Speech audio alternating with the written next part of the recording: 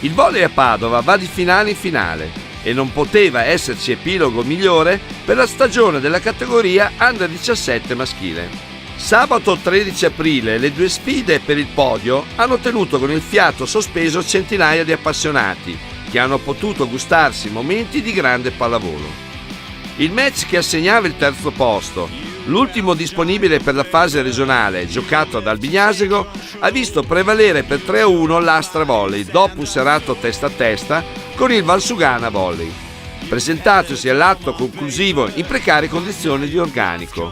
Non penso sia mancata la mia squadra oggi, anzi secondo me hanno giocato al massimo delle loro capacità. Siamo un po' stati falcidiati dagli infortuni e questo ha penalizzato un po' le nostre aspettative e soprattutto il risultato finale. Devo fare solo i complimenti a questi ragazzi che hanno lottato anche oggi fino all'ultimo punto. Perdere 27-25 c'è sempre dell'amaro in bocca, però va bene, succede, si prosegue, andiamo avanti, lavoriamo per il futuro. Felicità mista ad autocritica e aspettative per il futuro per l'Astra Volley, società già campione provinciale Under 15. Oggi è stata una partita difficile, abbiamo vinto 3-1, però non abbiamo espresso la nostra miglior pallavolo. I ragazzi sono entrati in campo un po' tesi, forse perché si trattava della finale per il terzo o quarto posto.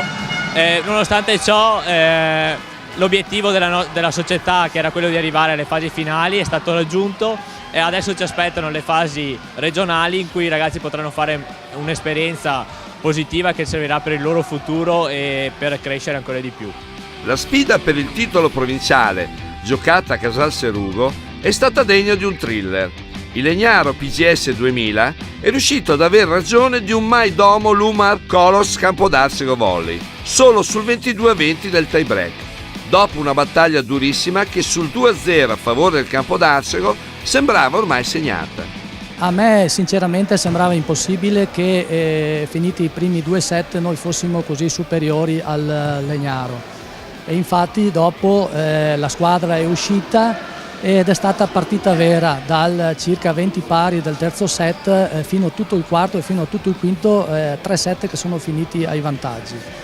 È stata una vera battaglia dove anche noi abbiamo avuto le nostre opportunità per chiudere la partita e non le abbiamo sfruttate ed è giusto così che vinca l'avversario. È stata una bella partita combattuta da entrambe le squadre, penso che tutte e due le squadre abbiano messo il cuore per giocare, alla fine è stato su punti e sono stati meglio loro e hanno sfruttato le migliori occasioni.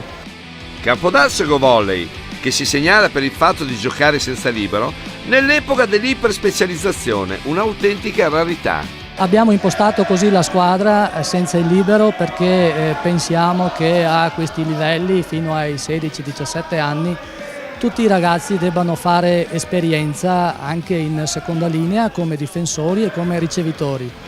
E credo che, vista questa partita, non sia stata una scelta sbagliata. Applausi ai vincitori del Legnaro, felici anche per l'opportunità di misurarsi con un contesto per loro completamente nuovo, come la fase regionale. Fondamentalmente noi non siamo entrati in partita i primi 2 set.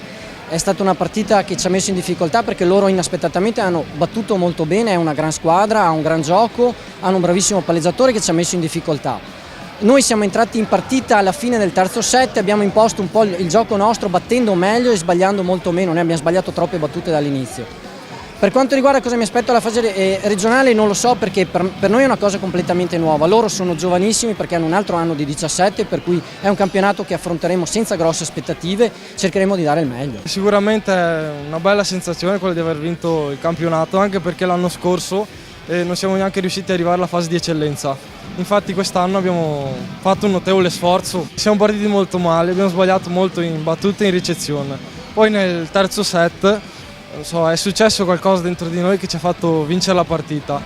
Potenza del volley giovanile, sempre sulle montagne russe dell'emotività. Ma quali sono le principali differenze nella gestione dei gruppi giovanili di oggi rispetto al passato? Le differenze stanno sostanzialmente nel cambiamento dei tempi e delle attività che fanno i ragazzi a quest'oggi. L'importante è saperli motivare, dargli un obiettivo e cercare passo passo di raggiungerlo. Alla fine comunque sempre grande spettacolo, che esalta la qualità del movimento maschile e giovanile. Il movimento interprovinciale tra Venezia, Padova e Rovigo ha dato lustro a 2 finali per il terzo e quarto posto, per il primo e secondo posto ad altissimo livello. 4 formazioni di Padova, non si poteva esigere di più. L'ultima è stata veramente entusiasmante, quindi noi siamo assolutamente contenti.